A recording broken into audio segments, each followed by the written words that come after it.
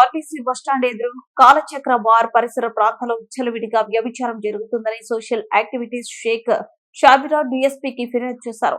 ఆమె ఈ సందర్భంగా మాట్లాడుతూ సాయంత్రం అయిందంటే మహిళలు, యువత ఈ రోడ్డుపై రావడానికి భయపడుతున్నారని ఆమె చెప్పారు.